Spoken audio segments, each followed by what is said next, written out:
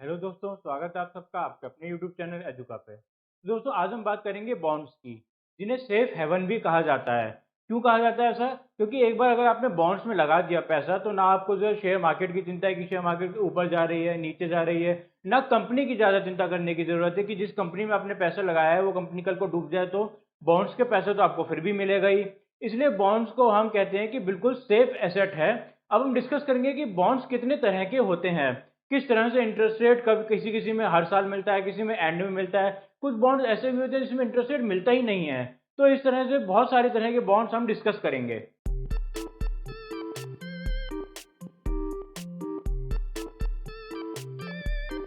जब हम बॉन्ड्स की बात करते हैं तो सबसे पहले हम सबसे कॉमन बॉन्ड की बात करेंगे, जिसे ट्रेडिशनल बॉन्ड्स भी कहा जाता है। ये बॉन्ड इतना ज्यादा सिंपल है समझने के लिए कि इसको वेनिला बॉन्ड भी कह दिया गया है। जैसे आपने वेनिला आइसक्रीम खाई होगी ना, सबसे सिंपल आइसक्रीम होती है वो। उसमें कोई फ्लेवर या टेस्ट एक्स्ट्रा नहीं होता, सिंपल वाइट फ्लेवर होता है। वहीं से निकला है ये वेनिला बॉन्ड, जो कि बिल्कुल सिंपल है। सिंपल कैसे है ये? जैसे कि आपको हमेशा से बॉन्ड की डेफिनेशन एक पता थी कि स्टार्टिंग में आप जो कुछ लमसम अमाउंट पे करते हैं, उसके बाद हर साल आपको इंटरेस्ट, हर साल या क्वार्टरली आपको इंटरेस्ट मिलता रहता है, और लास्ट में आपको आपकी पूरी अमाउंट वापस हो जाती है। तो ये हमने कहा कि भाई इसलिए बिल्कुल सिंपल है वेनिला बॉन्ड। इसमें ज़्यादा हमें जो है दिमाग लगाने की ज़रूरत ही नहीं है। जैसे भाई हर कहीं भी आप पैसा लगाएंगे, हर साल आपको या हर क्वार्टरली में पैसा मिलता रहना है, और आखिर में आपको सम टोटल वापस मिल जाएगा, आपका जो भी पैसा आपने लगाया था। ये हो गया हमारा ट्रेडिशनल बॉन्ड। अब इसमें हम थोड़ी सी कॉम्प्लेक्सिटी और बढ़ा देते हैं। अब इसमें हम कर देते हैं कॉलेबल बॉन्ड्स। अब ये कॉलेबल बॉन्ड्स क्या होते हैं? भाई आपने जो है ठीक है पैसा लगा दिया, कोई प्रॉब्लम नहीं है। बट कंपनी कहती है कि मैंने जब आपको बॉन्ड दिया है, यानी कि आपने कंपनी से जब आप डील कर रहे थे और कंपनी ने आपको बॉन्ड बेचा आपके पैसे लेने के बदले, तो कंपनी ने कहा कि मैं आज कह तो रहा हूँ कि ये बॉन्ड 25 साल का होगा, यानी कि 25 साल बाद तो मैं आपको ये बॉन्ड वापस कर ही कर दूंगा किसी भी हालत में। बट हो सकता है मैं आपको बीच में ही वापस कर दूं, क्योंकि भाई मान लीजिए 25 साल का एक बॉन्ड है। जनरली ये बॉन्ड्स जो बहुत बड़े बड़े होते हैं, 25 ईयर्स एक कॉमन माना जाता है, इनमें हो जाते हैं 25 ईयर्स तक के बॉन्ड्स। तो कंपनी कहती है कि अगर मुझे मेरा पैसा पहले ही इकट्ठा हो गया तो मैं उस आइडियल मनी का क्या करूंगा, कैश रखने से अच्छा है कि मैं अपना जो है लोन ही उतार दूं। तो मैं इसमें एक ऑप्शन रखता हूँ। कंपनी कहती है कि मैं अपने इसमें एक ऑप्शन रखूंगा इस बॉन्ड में कि मैं 10 साल बाद या फिर 15 साल बाद या 20 साल बाद पैसा आपको वापस कर सकता हूँ, और आपको वापस लेना ही पड़ेगा, आपके पास ऑप्शन नहीं है। अब इसमें आप सोचिए, भाई आपने तो सोचा था मेरे 25 साल का तो सेट हो गया इतना पैसा, मुझे दिमाग लगाने की जरूरत ही नहीं है, इंटरेस्ट मुझे मिलता रहेगा, ठीक है। बट कंपनी ने कह दिया मैं तो हो सकता है 10 साल बाद ही पैसा आप वापस कर दूं। अब आप सोचेंगे अगर 10 साल बाद इंटरेस्ट रेट बहुत कम हुए तो मैं पैसा दोबारा कहाँ लगाऊंगा? आज तो अच्छा मिल रहा है मुझे इंटरेस्ट रेट, पर 10 साल बाद 15 साल बाद किसे पता क्या इंटरेस्ट रेट मिलेगा। तो इससे अच्छा तो इसमें ना ही लगाऊं मैं किसी ऐसे में देख लूं जहां मुझे हमेशा फिक्स ही मिलते रहे। बट कंपनी को भी मालूम है आप ये बात सोच रहे हैं, तो कंपनी क्या कहती है, अच्छा आपको कहीं से 8% इंटरेस्ट मिल रहा है, तो कोई बात नहीं, हम आपको 9% दे देंगे। मतलब हम जो है आपको 1% ज्यादा देकर चलेंगे इंटरेस्ट रेट, आपको थोड़ा सा और ज्यादा यहाँ पर कंपनी लुभा रही है कि आप जो है ज्यादा इंटरेस्ट रेट ले लो, बट हमारे हमें एक कंडीशन दे दो कि अगर हमारे पास पैसा हो गया तो हम आपको वापस कर पाए। क्योंकि वैसे भी 10 साल के लिए तो हम रख ही रहे हैं ना।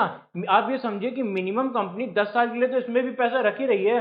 माइट भी उतना लंबा 25 साल जितना नहीं, पर 10 साल या 15 साल तो एक ठीक ठाक टाइम पीरियड है ही पैसा रखने के लिए, ठीक है। तो ये हो गया कॉलेबल बॉन्ड्स। अब एक और बात करते हैं पुटेबल बॉन्ड्स। वो ठीक इसके अपोजिट है, ये दोनों आप नोट कर लीजिए। अब पुटेबल बॉन्ड्स क्या होता है? पुटेबल बॉन्ड्स में क्या होता है कि इसमें आपको ऑप्शन मिल गया है पुटेबल बॉन्ड्स। अब आप कह सकते हैं कंपनी से कि मेरा जब मन करेगा मैं अपना बॉन्ड वापस ले सकता हूं, और आप मुझे रोक नहीं सकते, आपको जो है मुझे पैसा वापस करना ही पड़ेगा। तो ये हो गया हमारा पोर्टेबल बॉन्ड्स। इसमें क्या होता है कि भाई कंपनी ने कहा ये क्या बात हुई, मैं कहां से एकदम से पैसा लाऊंगा भाई। आज कल को आप कह दो 25 साल का बॉन्ड है, जैसे हमने इधर कहा ना 25 साल का बॉन्ड है, और आप कह दो 10 साल बाद मुझे तो पैसा चाहिए। कंपनी कहती है मैं तो इतना पैसा नहीं जुटा पाऊंगा। हाँ, एक काम करते हैं, अगर आपको ऐसा लगता है कि आपको जल्दी जल्दी पैसा चाहिए हो सकता है, 25 साल के लिए 10 साल पैसा चाहिए हो सकता है, तो आप फिर जो इंटरेस्ट रेट कम ले लो। कहीं ना कहीं तो मुझे भी छूट दो ना, सारी बातें मैं आपकी थोड़ा ना मानूंगा। देखिए इधर तो हम कह रहे थे इंटरेस्ट रेट बढ़ा दिया, इंटरेस्ट रेट इंक्रीज्ड,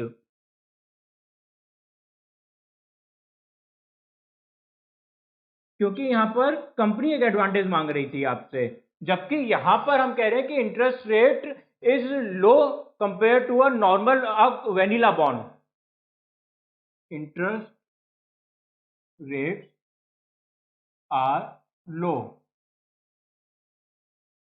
कंपैरिजन में ही हम हमेशा बात कर रहे हैं, मार्केट में तो इंटरेस्ट रेट कम ज्यादा होता ही रहता है, but at a point of time traditional bond के मुकाबले कॉलेबल बॉन्ड्स में इंटरेस्ट रेट ज्यादा होगा, क्योंकि यहाँ पर कंपनी आपसे एडवांटेज मांग रही है, और पुटेबल बॉन्ड्स में इंटरेस्ट रेट लो होगा, क्योंकि यहाँ पर जो आप कंपनी से एक एडवांटेज मांग रहे हैं कि मैं कभी भी अपना पैसा निकाल सकता हूं कंपनी से। Customer can withdraw it's money before maturity. जब बॉन्ड के ईयर्स पूरे हो जाते हैं तो उसको मैच्योरिटी कहा जाता है। जब ये 25 साल का बॉन्ड था और अगर कंपनी 25 साल पे ही बॉन्ड वापस मांग रही है तो उसे मैच्योरिटी कहा जाएगा, 25 साल की मैच्योरिटी। और अगर पहले ही कंपनी पैसा ले रही है तो उसे प्री मैच्योरिटी कहा जाएगा। तो customer can withdraw it's money before maturity. ठीक है, तो ये हो गया हमारा पोर्टेबल बॉन्ड्स, कॉलेबल बॉन्ड। उससे पहले हमने पढ़ा वेनिला बॉन्ड। चलिए और कुछ देखते हैं, सिंकिंग फंड बॉन्ड क्या होता है ये, इसको भी समझते हुए चलते हैं। Sinking fund bond. अब सिंकिंग फंड बॉन्ड में हमें क्या करना है भाई, इसमें क्या होता है कि मान लीजिए किसी ने जो है कंपनी को आपने पैसा दिया, कंपनी कहेगी कि बजाय कि मैं आपको एट लास्ट, मान लीजिए कि 15 साल की इसकी मैच्योरिटी है, तो 15 साल बाद मैं आपको सारा पैसा वापस लौटाऊं, मैं धीरे धीरे करके थोड़ा थोड़ा पैसा हर साल आपको लौटाता रहूंगा। In place of returning money at maturity,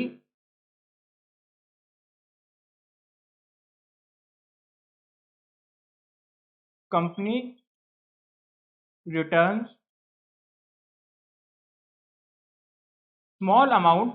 सारा पैसा एक ही पहली साल ही लौटा देगी कंपनी, ना मैच्योरिटी पे लौटाएगी कंपनी, थोड़ा थोड़ा करके आपको जो है धीरे धीरे करके हर साल थोड़ा थोड़ा पैसा देती रहेगी।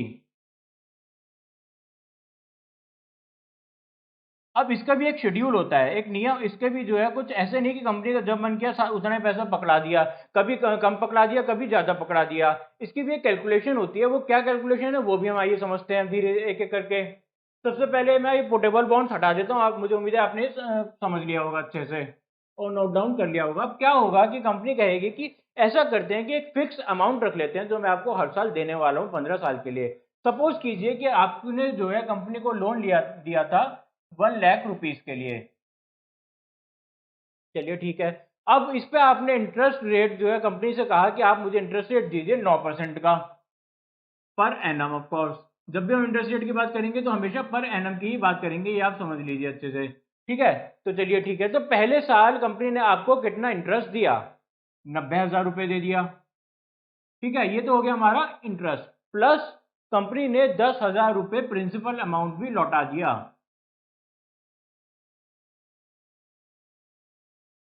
प्रिंसिपल अमाउंट भी जो है कंपनी लौटाकर चल रही है आपको, यहाँ 10,000 रुपये वापस कर दिए। चलिए अब आगे बढ़ते हैं। अब आप कंपनी पे आपका कितना लोन रह गया है, कंपनी पे आपका 90,000 का लोन रह गया है। ठीक है ना, तो अब आपको क्या मिलेगा, 81,000 रुपीज। यहाँ कंपनी अब आपको कितना वापस करेगी, 19,000 रुपये। अब आप एक चीज नोट करते जाइए कि हम हमेशा ही हर साल जो है 1 लाख रुपए ही लौटा रहे हैं। यहाँ 1 लाख रुपए लौटाया कंपनी ने, यहाँ भी 1 लाख रुपए दिया, जिसमें से कुछ इंटरेस्ट था, कुछ जो है असल अमाउंट थी, प्रिंसिपल था। ठीक, 90,000 नहीं, यहाँ थोड़ा सा एरर हो गया, 9,000 था। यहाँ ठीक कर लेते हैं इसको, 9,000 था, यानी कि फिर बचा 91,000। 91,000 का 9% लगाया कंपनी ने। 9,000 ये कहाँ से आ गया कि 1 लाख रुपए का 9% जो है 9,000 होता है, ना कि 90,000। तो यहाँ 9,000 कर दिया, यहाँ मोटा मोटा कंपनी ने कर दिया 8,000 8100 ही मान लेते हैं मोटा मोटा, कंपनी ने जो है आपको इंटरेस्ट दे दिया और 1900 रुपये वापस कर दिया। अब आगे मोटा मोटा अगर हम देखते जाएं तो अब आप नोटिस कीजिएगा इंटरेस्ट रेट कम होता जा रहा है और यहाँ प्रिंसिपल बढ़ता जा रहा है, फिर और इंटरेस्ट रेट कम हो गया, यहाँ प्रिंसिपल और ज़्यादा बढ़ गया। इस तरह से धीरे धीरे जो है करके 15 साल में जो है सारा की सारा यहाँ पे इंटरेस्ट रेट जीरो हो जाएगा एट लास्ट, और जो भी प्रिंसिपल अमाउंट होगा वो 10,000 रुपये ही होगा जो आपको लौटा दिया जाएगा। ये एक प्रॉपर शेड्यूल बनाया जा रहा है। आप समझ रहे हैं कैसे ये शेड्यूल बनाया गया है कि भाई हमें तो हमेशा ही हर साल ही 10,000 रुपये ही लौटाने हैं, उससे ज़्यादा ना, उससे ज़्यादा लौटाने हैं ना उससे कम लौटाने हैं। तो उसी हिसाब से क्या कि थोड़ा सा इंटरेस्ट लेके चलो और थोड़ा सा प्रिंसिपल अमाउंट वापस करते चलो। तो यही किया हमने, 9,000 रुपये जो इंटरेस्ट दे दिया और 10,000 में से बचा हुआ थोड़ा सा प्रिंसिपल दिया, थोड़ा थोड़ा करके कंपनी वापस कर रही है आपको। यहाँ 1,000 से 1,900 रुपये वापस कर दिया, अगली बार थोड़ा और वापस कर दिया 3,000, फिर अगली बार 4,000 थोड़ा सा और वापस कर दिया। इस तरह से कंपनी जो है एडजस्ट करके चलती जा रही है। मोटा मोटा हम कह सकते हैं कि 15 साल में आपको जो है आपका पूरा पैसा मिल जाएगा। तो यही होता है सिंकिंग फंड बॉन्ड, जिसमें आपका जो प्रिंसिपल अमाउंट है वो धीरे धीरे सिंक होता जा रहा है, कम होता जा रहा है। कंपनी जो अपने लिए प्रोविजन रख रही है कि ना सिर्फ हम हर साल आपको जो है अपना इंटरेस्ट देंगे, बल्कि आपको जो है कुछ प्रिंसिपल अमाउंट भी वापस करते हुए चलेंगे। ठीक है, अब एक और तरह का बॉन्ड देख लेते हैं, सिंकिंग बॉन्ड। मुझे उम्मीद है कि आपको समझ में आ गया होगा। अब लेते हैं कन्वर्टिबल बॉन्ड्स। कन्वर्टिबल बॉन्ड्स क्या होते हैं? ये बॉन्ड्स तो हैं, कोई प्रॉब्लम नहीं है इनमें। ये बॉन्ड्स हैं और बॉन्ड किसी भी तरह के हो सकते हैं, चाहे ये ट्रेडिशनल बॉन्ड हो, कॉलेबल बॉन्ड हो, पुटेबल बॉन्ड हो, जितने भी बॉन्ड हम पढ़ रहे हैं, या कोई सिंकिंग फंड ही हो। सिंकिंग फंड तो जनरली नहीं होता बट वो भी हो सकता है। तो जितने भी बॉन्ड है सब इसके अंदर आ जाते हैं। तो आप कहेंगे ये क्या सारी बॉन्ड्स के, फिर बॉन्ड्स और कन्वर्टेबल बॉन्ड्स में डिफरेंस ही क्या रहा? एक छोटा सा डिफरेंस है कि जो आपके पास जितना भी प्रिंसिपल अमाउंट कंपनी के पास बचा है, आपका मान लेते हैं कि 1,00,000 रुपीज ही बचा हुआ है, उसको आप कंपनी के शेयर्स में कन्वर्ट कर सकते हैं। Bonds can be converted to shares. तो यहाँ एक एडवांटेज मिल गया आपको। क्या एडवांटेज मिला है यार आपको कि भाई आप बॉन्ड्स के तो मजे ले ही रहे हैं, बट कल को आपको लगता है कि ये तो कंपनी के प्रोस्पेक्टिव बहुत अच्छे हैं, ये कंपनी तो आगे मुझे लग रहा है बहुत ग्रो करेगी, या ये कंपनी जो गलत कारणों से गिर गई, आगे कंपनी जो वापस जंप आउट करने वाली है मार्केट में, तो मैं अभी इसके शेयर खरीद लेता हूँ। अब आप जो इस कंपनी के शेयर खरीदने चले, उसके बजाय आप कंपनी को डायरेक्ट फोन मिलाएंगे, कहेंगे मेरे पास आपका जो है 1,00,000 रुपए का कन्वर्टेबल बॉन्ड पड़ा है, उसको कन्वर्ट कर दो शेयर में।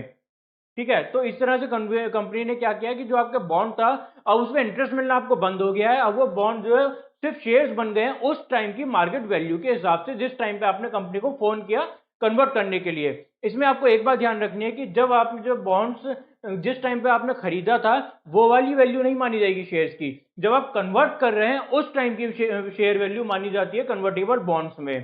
ठीक है, नहीं तो क्या होगा कि आपने देखा कि कंपनी जो 10 गुना हो गई, तो चलो अब मैं पुराने वाले रेट में खरीद लेता हूँ कंपनी से। तो कंपनी इतनी बेवकूफ तो है नहीं कि आपको 10 गुना दाम दे देगी उसी वैल्यू के, और साथ में आपको इंटरेस्ट भी दिए जा रही थी। नहीं, जो आपकी प्रेजेंट वैल्यू है उसी पे ही शेयर कन्वर्ट होंगे।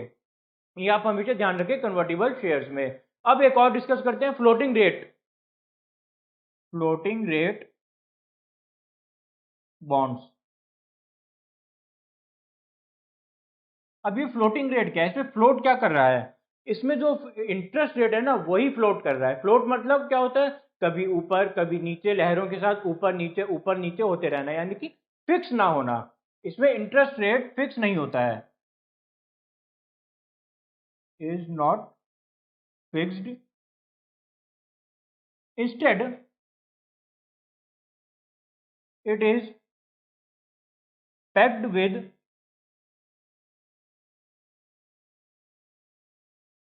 Indicator, with any indicator. ये बात तो आपको समझ में आ गई थी कि भाई ठीक है इंटरेस्ट रेट फिक्स नहीं है, पर ये इसका क्या मतलब है? It is packed with a indicator. Packed का मतलब हमने आपको बहुत पहले भी बताया था करेंसी के टाइम पे कि पैक्ड मतलब कि भाई किसी चीज के हिसाब से फिक्स कर देना अपनी वैल्यू की, वो बढ़ी तो मेरी वैल्यू बढ़ेगी, अगर वो चीज गिरी तो मेरी वैल्यू गिरेगी, मतलब उससे रेशियो मेरा फिक्स हो गया है। तो ये होता है पैक्ड। अब किसी इंडिकेटर से पैक कैसे किया जाता है? अब जैसे हमने आपको बहुत पहले अभी क्लासेस में पढ़ाया था लाइबोर और माइबोर के बारे में, आपको याद होगा।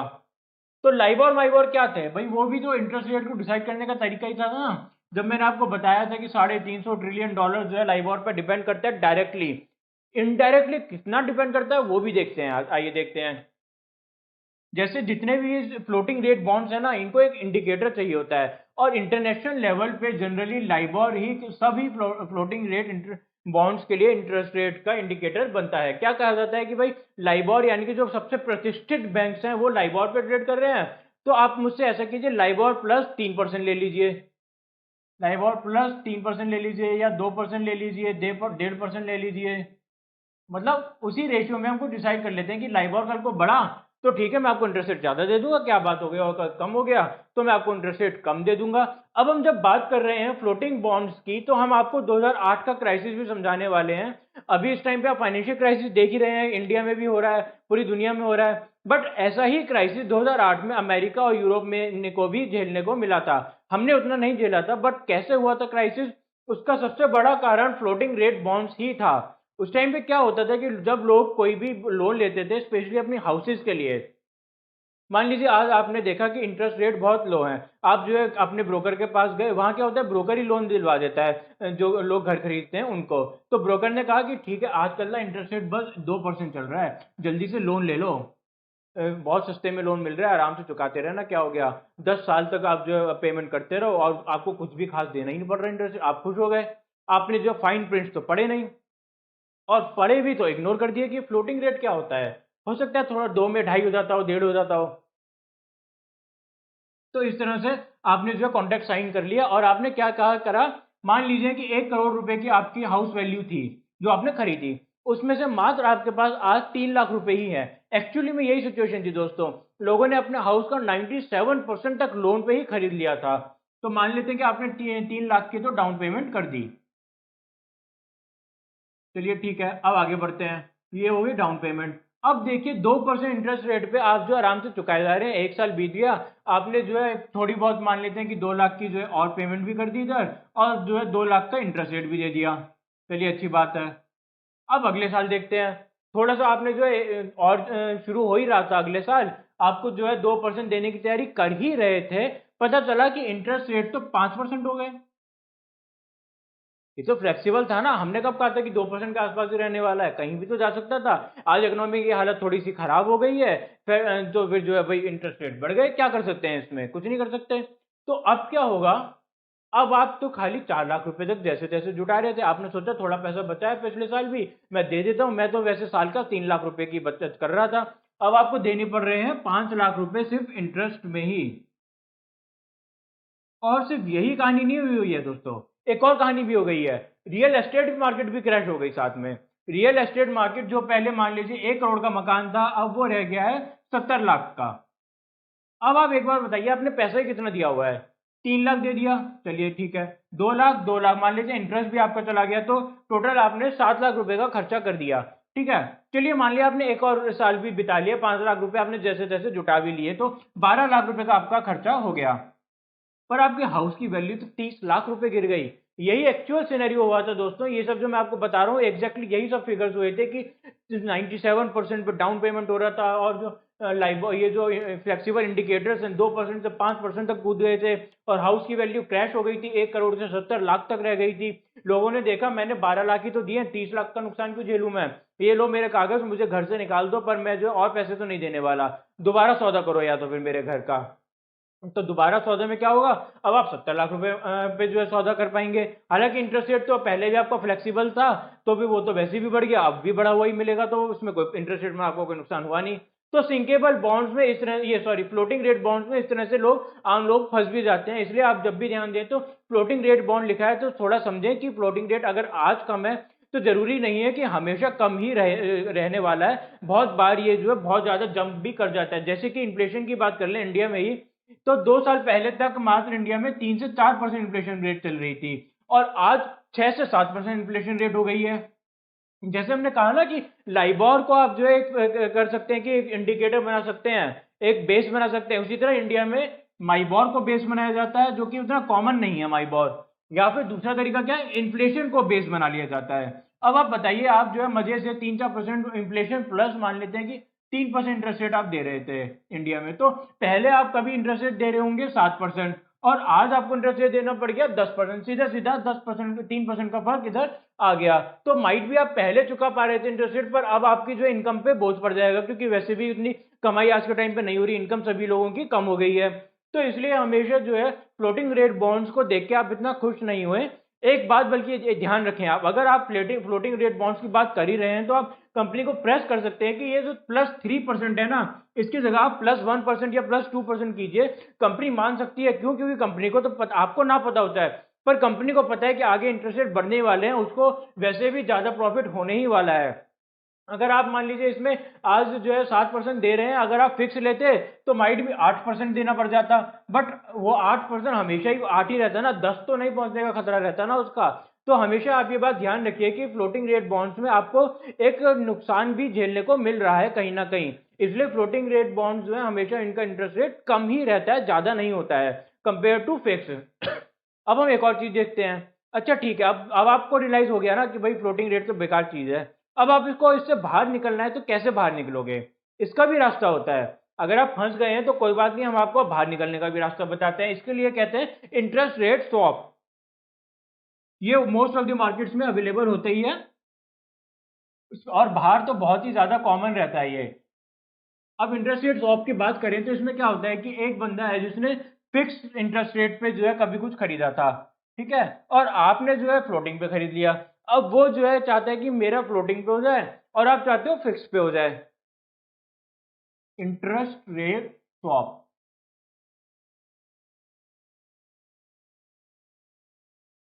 यहां दो बंदे हैं, फिक्स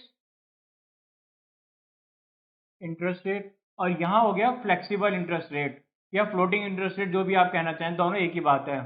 बट इन दोनों को मिलाएगा कौन? मान लीजिए आज ये बंदा जो है 8% इंटरेस्ट रेट दे रहा है, और आप फ्लेक्सिबल में इंटरेस्ट रेट दे रहे हैं इन्फ्लेशन प्लस 3%, जो हमने पहले एग्जांपल लिया था, और ये मान लेते 2 साल पहले की कहानी है, तो जब इन्फ्लेशन थी 4%, प्लस 3% हो गया 7%।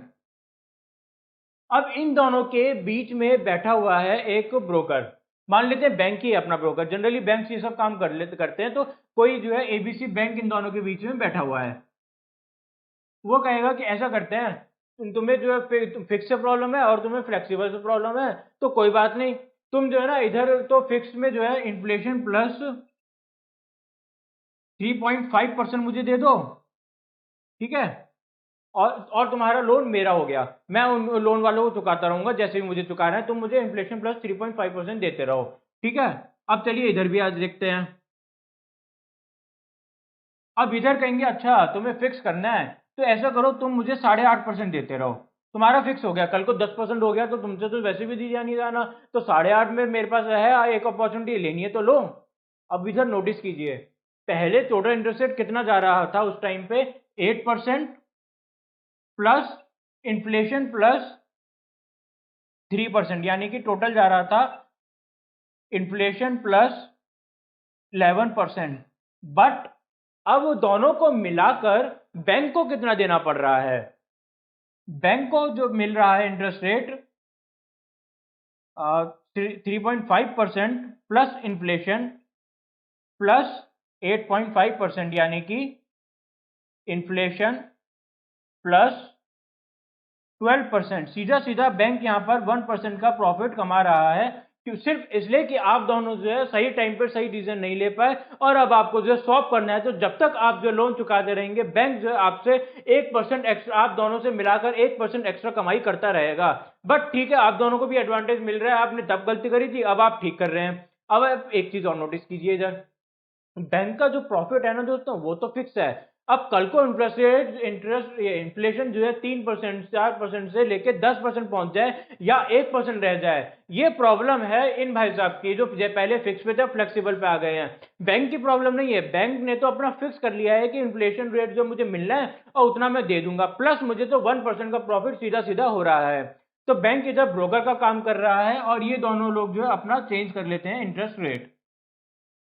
समझे आप क्या किया इन्होंने? कि भाई जितना भी इंटरेस्ट रेट इनको सीधा सीधा फ्लेक्सिबल वाले भाई साहब को मिल जाना चाहिए था 8% पे, पर बैंक ने कहा 0.5% मुझे भी चाहिए तो मुझे दे दो, और जो फिक्स वाले हैं इसे मिल जाना चाहिए था इन्फ्लेशन प्लस 3% पे, पर बैंक फिर से कूद पड़ा, उसने कहा अच्छा ऐसे कैसे, मुझे भी तो थोड़ा सा दे दो। तो इन्होंने जो है इन्फ्लेशन प्लस 3.5% पे जो अपना ले लिया, अपना लोन ले लिया बैंक से। तो इस तरह से जो है बैंक ने बीच में 1% प्रॉफिट किया, और दोनों का ये पूरा तीनों का सिनेरियो इस तरह से बन जाता है, और जो कंपनी से इन दोनों ने लोन लिया हुआ है उस कंपनी को बैंक ही चुकाएगा, ये दोनों सिर्फ बैंक को चुकाएंगे। तो ये हो गया हमारा इंटरेस्ट रेट स्वैप। अब ये तो हो गए सारे के सारे पुराने जमाने के बॉन्ड्स। ट्रेडिशनल बॉन्ड तो कुछ ज्यादा ही पुराना हो गया, एंशियंट ही हो गया है। जो हमने आपको पढ़ाया ना ये भी कुछ नई नहीं है, ये भी थोड़े पौराणिक से ही हो गए हैं बॉन्ड। कुछ नया क्या चल रहा है मार्केट में वो देखते हैं आजकल। आजकल मार्केट में चल रहा है ग्रीन बॉन्ड, मसाला बॉन्ड, इन सब के बारे में पढ़ते हैं।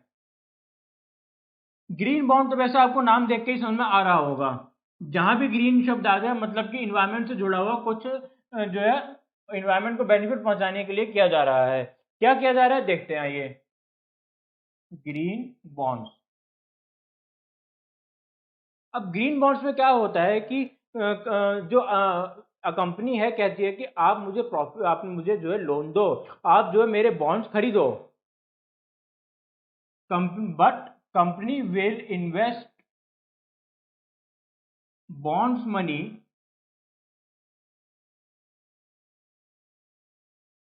only in environment protection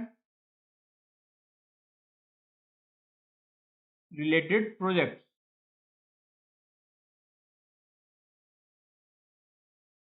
ये एक बहुत ही अच्छी पहल है कंपनीज के द्वारा। कंपनी ने कहा कि भाई मैं जो आपका पैसा है ना ये सिर्फ जो है इन्वायरमेंट से रिलेटेड जो प्रोजेक्ट्स हैं उन्हीं में ही लगाऊंगा। मैं ऐसा नहीं कि कोई सिगरेट की कंपनी खोल के बैठ जाऊंगा, या फिर मैं कुछ जो एक नॉर्मल सा स्टील का काम करूंगा या कोई माइनिंग कर लूंगा, नहीं। मैं स्पेसिफिकली ध्यान रखूंगा कि ऐसा प्रोजेक्ट खोलूं जो कि रिन्यूएबल सोर्स, जैसे कि सोलर प्लांट्स में मैं लगाऊंगा। उससे क्या होगा, कितना पॉल्यूशन बच जाएगा, कितनी ज्यादा बिजली प्रोड्यूस हो पाएगी लोगों के लिए। इस तरह के कोई मैं काम करूंगा। या फिर जो मैं एक डैम स्टैब्लिश करने की कोशिश करूंगा, उस डैम में क्या होगा कि भाई अगेन रिन्यूएबल सोर्स है, इस तरह का कुछ ना कुछ बेनिफिट करूंगा। अब आप कहेंगे ठीक है कंपनी अच्छा काम कर रही है, बट जब मैं इन्वेस्ट कर रहा हूं तो मुझे तो चाहिए कि मुझे ठीक ठाक इंटरेस्ट रेट मिल जाना चाहिए। क्योंकि ऐसे प्रोजेक्ट्स में होता है कि अगर आपको 8% इंटरेस्ट रेट मिल रहा था तो ये कंपनी 7% दे पाएगी, क्योंकि जनरली रिन्यूएबल जो सोर्सेज के ये जो ग्रीन प्रोजेक्ट्स होते हैं ये उतने बेनिफिशियल नहीं हो पाते हैं। जैसे कि हमने आपको एग्जांपल दिया सोलर प्लांट्स का, उसमें क्या होता है कि भाई ठीक है प्रॉफिट है, बट उतना नहीं है जितना आप जो किसी कोल माइनिंग के बिजनेस में पैसा लगाते तो है। तो गवर्नमेंट इधर आती है, गवर्नमेंट ने कहा कि अच्छा ये बात तो सही है भाई, आपको सीधे सीधा कुछ ना कुछ तो नुकसान होगा ही होगा डेफिनेटली, तो हम ऐसा करते हैं जो आपका इंटरेस्ट रेट है ना वो हम टैक्स फ्री कर देते हैं। अब देखिए आइए, 30% टैक्स लगता है, पहले आपको 8% मिल रहा था बॉन्ड, उसमें से 30% अगर आप काट देते हैं तो कितना बढ़ जाता है 5.6%। नेट जो है आपको पोस्ट टैक्स 5.6% इंटरेस्ट रेट मिल रहा था, और अब यहाँ पे आपको 7% इंटरेस्ट रेट मिल रहा है। गवर्नमेंट का यही कहते हैं कि हम टैक्स छोड़ देंगे, सीधा सीधा आपके लिए ग्रीन प्रोजेक्ट बहुत ज्यादा बेनिफिशियल हो गए हैं। और आजकल कंपनीज ये फोकस करने लगी हैं कि उनके जो प्रोजेक्ट्स हों वो ग्रीन प्रोजेक्ट्स हों, ताकि गवर्नमेंट उनको टैक्स में छूट दे और जो उनके इन्वेस्टर्स हैं उनको ज्यादा से ज्यादा बेनिफिट मिल सके। तो ये फायदा है ग्रीन बॉन्ड, ये एक नई तरह का बॉन्ड्स है। आजकल ये बॉन्ड स्टार्ट हो गया है काफी ज्यादा मार्केट में। हमने कहा ना कि अब वो सब पुराने बॉन्ड्स हो गए वो जो चल रहे थे, कुछ नया हमें डिस्कस करना है, तो ये हो गया ग्रीन बॉन्ड। अब एक और नया चलते हैं लेकर, मसाला बॉन्ड। जैसे कि नाम से समझ में आ रहा होगा इसमें मसाला का क्या चक्कर है। मसाला मत क्या होता है दोस्तों कि जब बहुत सारे स्पाइसेस को एक साथ मिक्स कर दिया जाए तो उसे कहा जाता है मसाला। अब इधर भी यही होगा। एक तरफ तो हम बात करेंगे इंग्लैंड की, एक तरफ हम बात करेंगे यूएसए के डॉलर की, और फिर हम बात करेंगे इंडिया के रुपये की भी। मसाला इंडियन नेम है तो आपको समझ में आ ही रहा होगा कि इंडिया का कुछ ना कुछ तो रोल इसमें आएगा ही। ठीक है, तो आइए चलते हैं। ये जो मसाला बॉन्ड है ये आईएफसी नाम की एक बॉडी है वो कंट्रोल करती है। आईएफसी इश्यूज मसाला बॉन्ड्स, उसी ने इसको ये नाम दिया है जो कि आज जो पूरी दुनिया में फेमस हो रहा है। जो मसाला बॉन्ड्स है ये सबसे पहले तो आप समझिए कि इशूड इन इंग्लैंड।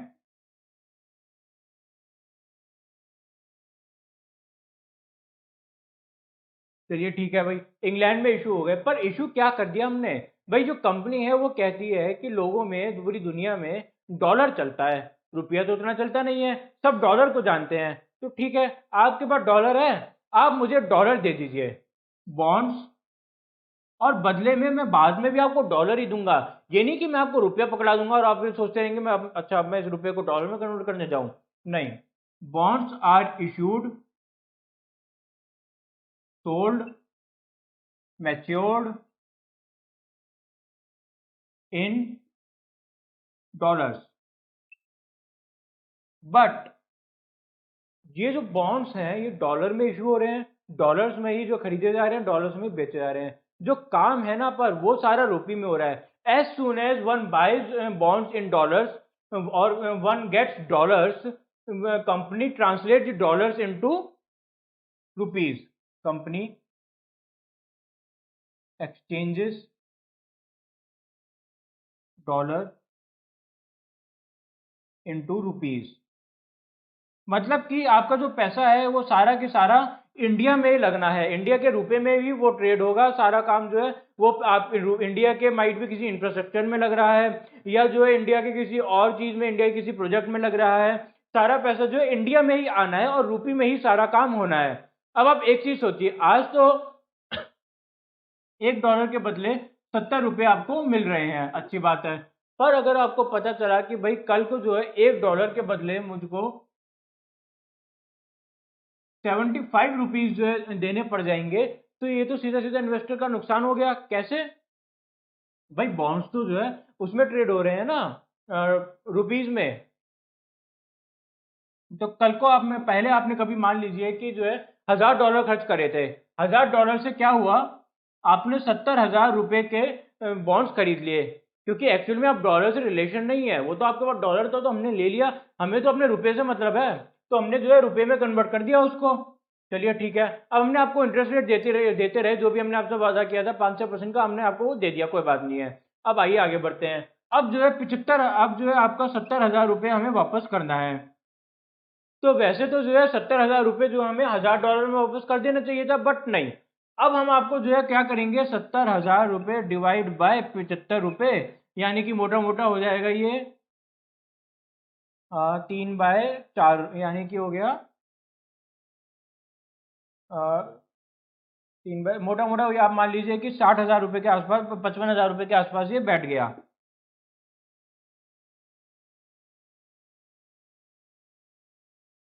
55,000 रुपये मतलब कि आपके सीधा सीधा 15,000 रुपये का नुकसान हो गया, क्योंकि जो है 70,000 रुपये, 65,000 होगा एक्चुअली, इसको ठीक कर लेते हैं थोड़ा सा। 70,000 रुपये के आपके 65,000 रुपये रह गए। मान लीजिए आपने 5,000 रुपये इंटरेस्ट रेट मिल भी गया होगा, तो मिला ही क्या, कुछ भी नहीं मिला आपको, तो जितना इंटरेस्ट रेट था उतने आपकी वैल्यू ही घट गई। तो ये बहुत बड़ा नुकसान है फॉरेन इन्वेस्टर्स के लिए, जो इंडिया में पैसा लगाना चाहते हैं, क्योंकि हमारा जो इंडिया है वो धीरे धीरे करके स्लिप होता रहता है, धीरे धीरे स्लिप होता रहता है, यानी कि धीरे धीरे जो है वो डी वैल्यू होता रहता है, 70 से 75, फिर 80, 85, धीरे धीरे गिरता रहता है। बट अब आप कहेंगे ये बातें तो सबको पता है ना, तो मसाला बॉन्ड में कोई लगाता ही क्यों है?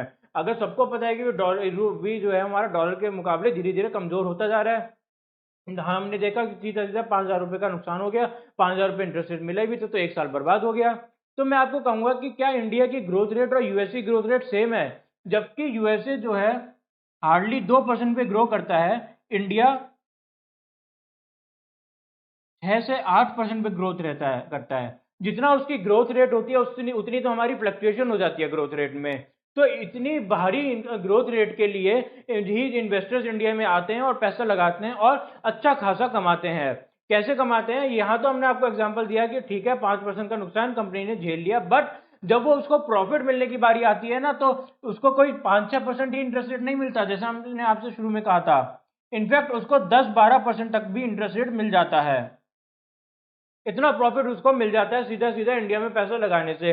अब हो सकता है कि जरूरी थोड़ा ना कि हमेशा ही रुपया स्लिप ही हो, जैसे पिछले 1 साल में तो रुपया स्लिप नहीं हुआ, 73 से 73 पे ही है, तो सीधा सीधा कंपनी को 10-12% रुपए का प्रॉफिट हो जाएगा। जबकि जब अगर कंपनी यूएसए में लगाती, डॉलर में लगाती, तो उसे क्या मिलता?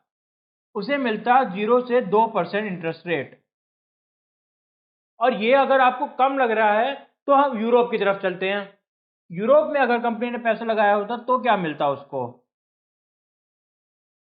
तब उसको मिलता है -2% से लेके 0% तक। अब ये तो आपको बहुत ही कम लग रहा है। अगर आपको जो है ये कम लग रहा था 0 से 2%, तो ये कितना कैसा लग रहा है, -2 से 0।